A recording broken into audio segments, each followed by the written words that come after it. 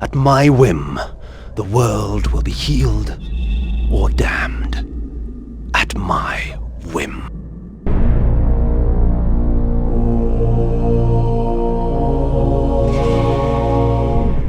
With William dead, the Nemesis threat is no more. His body lay broken, as is his own twin Reaver, which he was gifted inexplicably by the mysterious Oracle. Unfortunately, we find ourselves still stranded in time.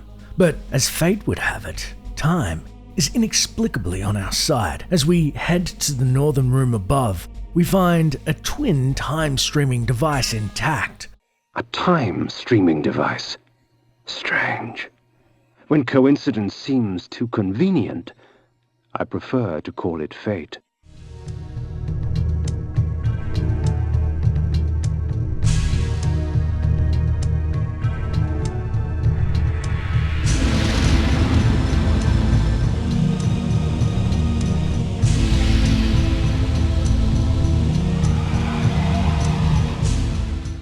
With William the Just dead, Mobius's plans have been thwarted.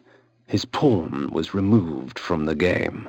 The castle's interior had changed. Once, swarms of the Nemesis soldiers filled its halls. Now in their stead, grubby miscreants who seemed to serve no master, bar their haggard hopes of sending us back to the grave whence we came. Exiting the castle, we then realized I found myself once more in the Nosgoth I knew. The carnage from battle was gone. Yet there was something amiss. From the distance, I heard cries, and a breeze from the south carried with it the faint odor of vampire blood. Shapeshifting, we tear through the village south of the Nemesis' old citadel a final time, pursued by angry villagers, until we come across a statue of the Nemesis that lay in ruin.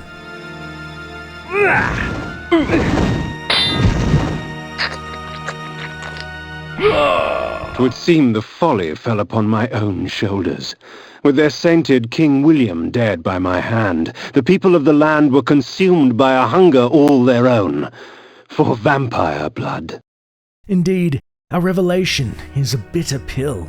Somehow, we are now a greater target of the ire to the humans of Nosgoth, actively hunted through Stalberg to the south.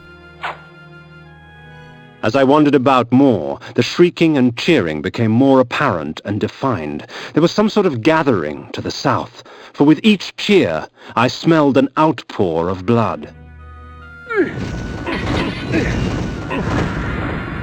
I make no pretense to justify my killing, yet these vampire hunters would cloak their bloodlust beneath a veil of righteousness. Hypocrites! They would make themselves judge and jury. Very well then, let us see how they...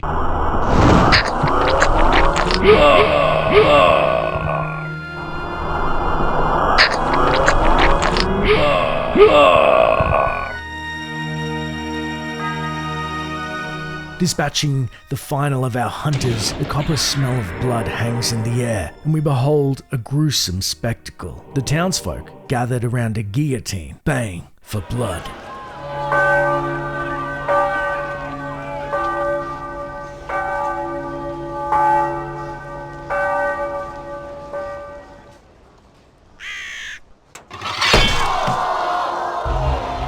We are free of this unholy scourge!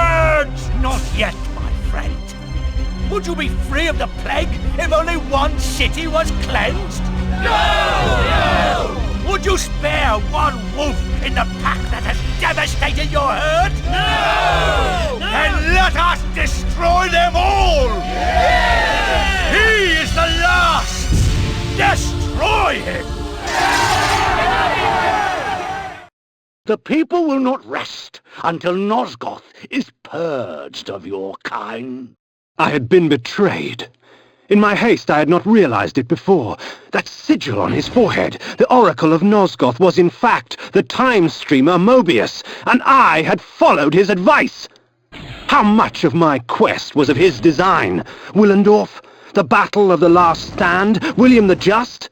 Was this the trap he had fashioned for me? We will send you back to the grave, whence you came, vampire.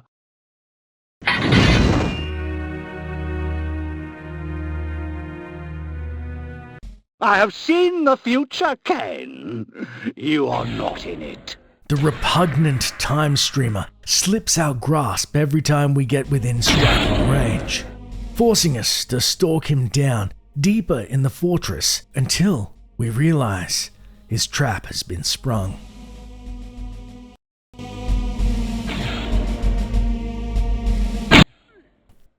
Mobius then begins to pepper us with energy bolts, semi-safe atop his own perch. However, we are not defenseless and encapsulate ourselves in the repel spell, warding off his pathetic magics with ease, and unleashing a torrent of bolts back at the schemer who desperately summons forth aid from different ages. A Pentalich of Tarot obliterates his first wave of enemies, much to his chagrin.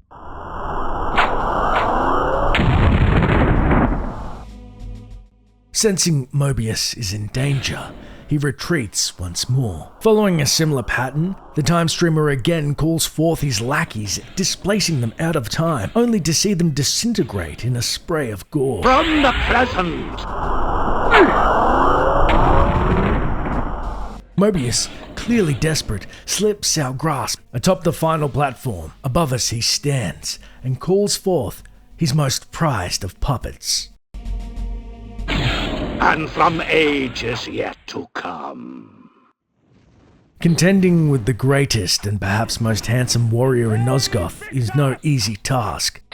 His Kain doppelganger attacks with the fury of a burning sun. However, what it possesses in raw melee prowess, they are but a copy nonetheless. And while our magical barrier takes a beating, we quickly discern the one gift that had broken upon the Nemesis corpse that Mobius himself had gifted. The Soul Reaver. What better weapon to fell our false future self with? Mobius mistakenly steps down from his perch, unfortunately, as he materializes directly into the path of a single mighty swing of the Reaver.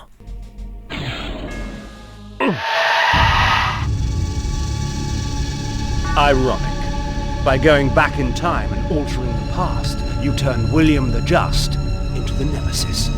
Aye, you have seen my plan, vampire, as I have seen your destiny. The future says you die. But I am dead. As are you.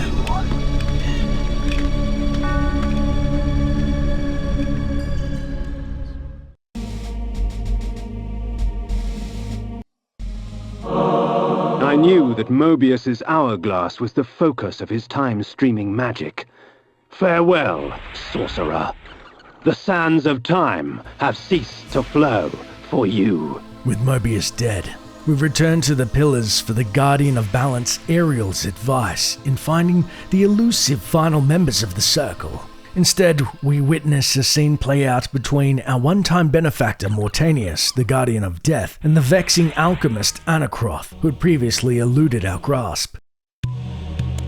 You betrayed us, Mortanius. You had Kain killed and turned him into a monster. You set him upon us. It had to be. Nopraptor's insanity poisoned all of our minds. The Circle had failed in its sworn duties. It had to be destroyed. Failed our duties? Idiot! The Circle exists for us. We don't exist for it. Our powers will save or damn Nosgoth at our whim. Stand with us, Mortanius, or die. Then I shall die.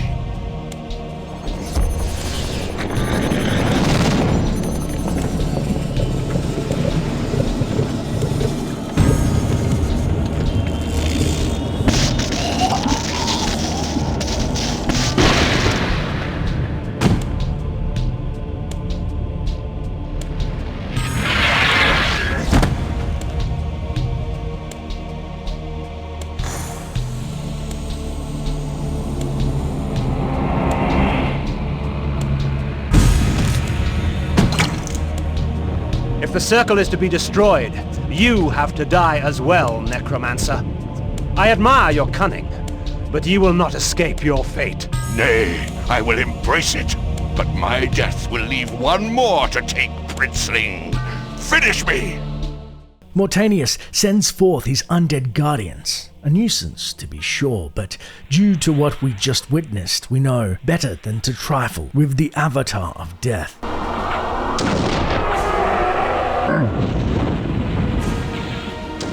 Two summoners block our path, but we focus them down lest we're overwhelmed by the infinite army of the undead. Once our path is unobstructed, we rush Mortanius, repel barrier already intact to bear the brunt of his first volley. However, to our surprise, he stands firm, eating the end of our blade with several slashes, all the while as he takes the brunt of our attack, summoning minions in a bid to deter our onslaught to no avail.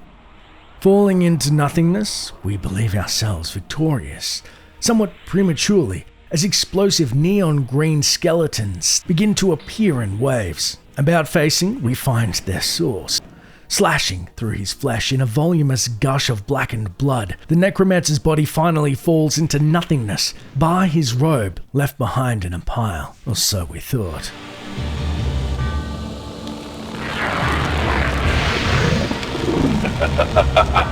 You thought yourself a king, when in fact you were a pawn. You have served me well, Kain. I serve no one.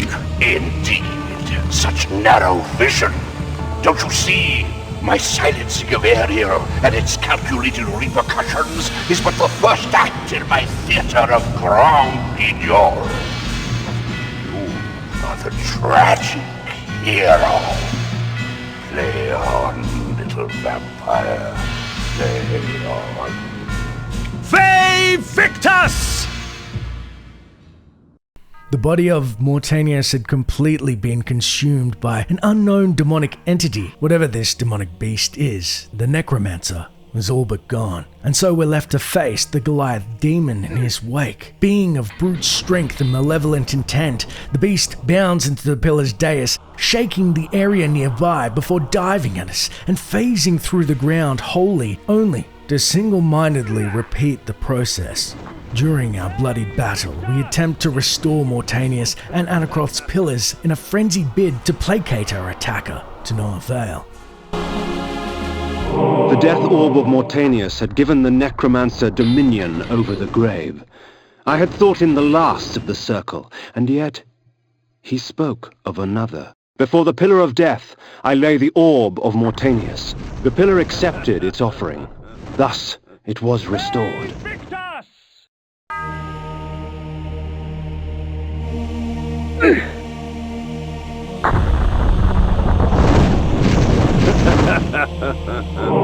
Anacroth's magic was contained within the metal of the scales and would eventually be released back into the pillar from whence it came. The scales of Anacroth I lay before the pillar of states. The pillar accepted its offering. Thus, it was restored. We then come to the conclusion. This is, for all intents and purposes, a war of attrition. Ironic. As a human, we would have been slain instantly. But as a vampire, we would be sustained by hearts of darkness. The vampiric gift of unlife gifted to us by Mortanius himself. The one obstacle that obstructed the demon's goals of pure domination. As night falls and the wind howls with the stinging rain upon our skin, our battle rages on. And we know what we must do. Drawing the Reaver, we focus our energies at very being into the blade, becoming one for a final, unassailable strike that rends the beast asunder.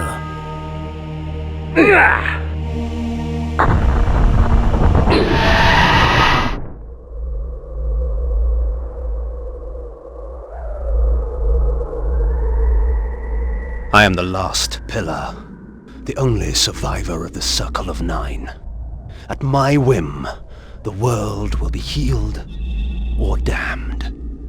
At my whim. With this terrible revelation, there is only one canon ending of Blood Omen. However, as we look at Ariel and see the promise of our sacrifice, we pause, realizing this was what she had intended all along. This, however, is not the canonical ending that Kain chooses.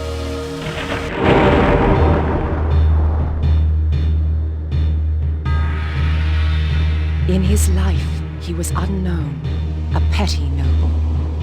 In death, he was unknown. Yet by choosing oblivion, he restored balance to the land. Shades cast no shadows. Not wrapped is madness, even affecting the final Guardian standing. We are unable to fulfill our duty as Guardian, but also are a pawn no more to the Pillars, sitting atop their destruction and embracing our role as ruler. They victors, suffering to the conquered. Once I embraced my powers, I realized that Vorador was correct. We are gods. Dark gods. And it is our duty to thin the herd.